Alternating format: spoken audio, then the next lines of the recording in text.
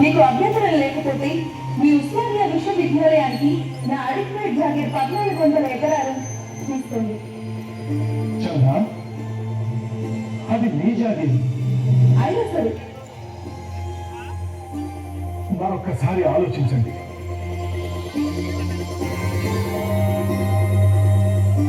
విశ్వవిద్యాలయానికి వేరొక స్థలాన్ని చూసి కేటాయించగలను. లేదు కుదు, మన్నించండి. మీరు తలపెట్టిన ఈ బృహత్ కార్యానికి అడిక్టెడ్ జాగీరే అనువుగా ఉంటుంది. విశ్వవిద్యాలయంతో ఎందరో మహానుభావుల్ని తీర్చిదిద్దే ఈ ప్రక్రియలో నన్ను కూడా పాల్పంచుకోలేదండి. అది మన ప్రాంత ప్రజల దశ దిశలనే మార్చేస్తుంది. భవిష్యత్ తరం మిమ్మల్ని గుండెల్లో పెట్టుకుంటుంది.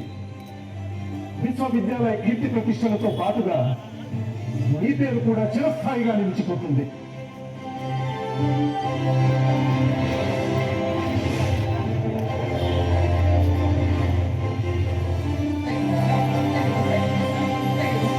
మా లకాబాయి చందా జాగీర్ 1400 ఎకరాలతో పాటు మరో 900 ఎకరాలను కలిపి మొత్తం 2300 ఎకరాల స్థలాన్ని ఉస్మానియా విశ్వవిద్యాలయానికి కేటాయించారు. ఆర్కిటెక్చర్ మరియు ఇంజనీరింగ్ లో నిపుణులైన సయ్యద్ అలీ రజా, నవాబ్ జైన్ యార్ జంగ్ బహదూర్లను విషయ సేకరణ, విద్యా విధాన పరిశీలన కోసం ప్రపంచ పర్యటనకు పంపించారు మీర్ ఉస్మాన్ అలీ ఖాన్. వారిద్దరూ యూనివర్సిటీ ఆఫ్ ఈజిప్ట్ లో ప్రఖ్యాత బెల్జియం ఆర్కిటెక్ట్ మన్సూర్ ఈ జాస్పర్ ని కలిశారు. ఉస్మానియా యూనివర్సిటీ బిల్డింగ్ ప్రాజెక్టుకి కన్సల్టెంట్ ఆర్కిటెక్ట్ గా ఎంపిక చేశారు. అప్పుడు రూపుదిద్దుకుంది విశ్వవిఖ్యాత ఉస్మానియా విశ్వవిద్యాలయం. అద్భుత కట్టడంగా నిలిచిన ఈ గ్రానైట్ భవనం ఉస్మాన్ షాహీ తదనంతర వాస్తు శిల్పం యొక్క మచ్చుతునక. ఈ కట్టడం హిందూ దేవాలయ శైలిని అనుసరిస్తూ ఇండో సార్సనిక్ శైలిలో నిర్మితమైంది. ఈ సాటిలేని శైలిలో మధ్యయుగం నాటి ముస్లిం, అరబ్బు, మూరిష్ మరియు గోతిక్ శైలుల వాస్తు శిల్పం కలిసి ఉంది. ఈ కట్టడం తన గొప్పతనాన్ని చాటుతూ 100 ఏళ్ల ఉస్మానియా యూనివర్సిటీ కేంద్రంగా ఉంది. ఆర్ట్స్ కాలేజ్ 2 అంతస్తుల భవనం. దీని వైశాల్యం 2.5 లక్షల చదరపు అడుగు.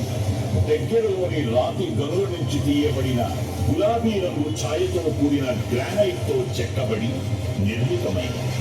పింక్ గ్రానైట్ ను తొలిచి వాటిని అందంగా రూపుదిద్దడంలో పాలు పంచుకున్న శిల్పులను తంజావూరు, తురకపాలెం, కంజీవరం మొదలగు ప్రాంతాల నుండి రప్పించారు.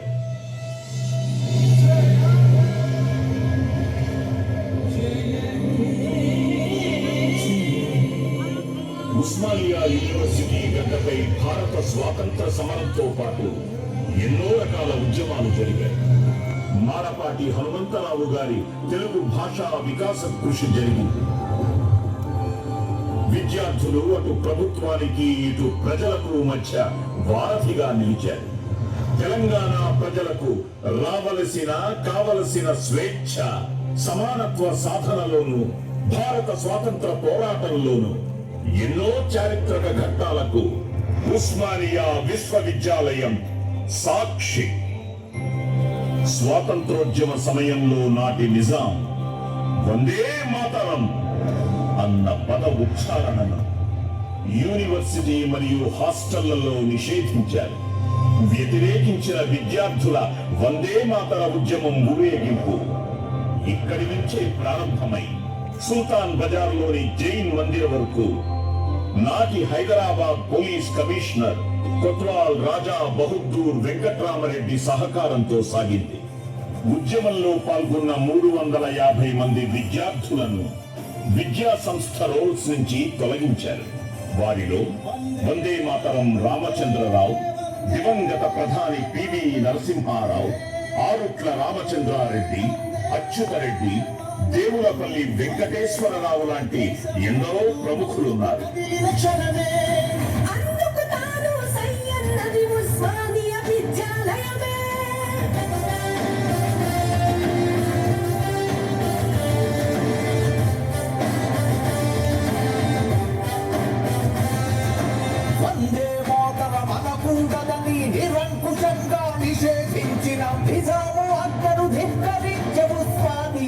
విద్యాలయమే ఉస్మానియా విద్యాలయమే రాలి తీసిన విద్యార్థులను కాలేజీ తొలగించిన గాని ఖలేజ చూపి ముందుకురిగే ఉస్మానియా విద్యాలయమే ఉస్మానియా విద్యాలయమే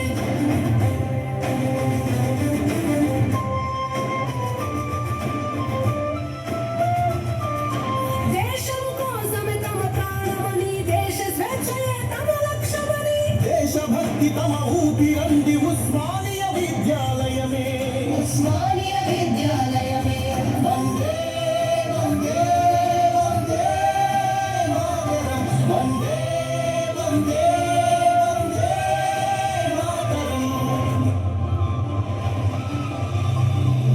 దేశానికి స్వాతంత్రం రాకముందు 1946 నుంచి స్వాతంత్రం పొందిన పిమ్మట కూడా 1948 వరకు హైదరాబాద్ సంస్థానంలో భాగమై నిజాం పాలనలోనే మిగిలిపోయినప్పటి వరకు రజాకారులతో పోరాటంలో హైదరాబాద్ విమోచన పోరాటంలో ఉస్మానియా యూనివర్సిటీ వేదిక అయింది.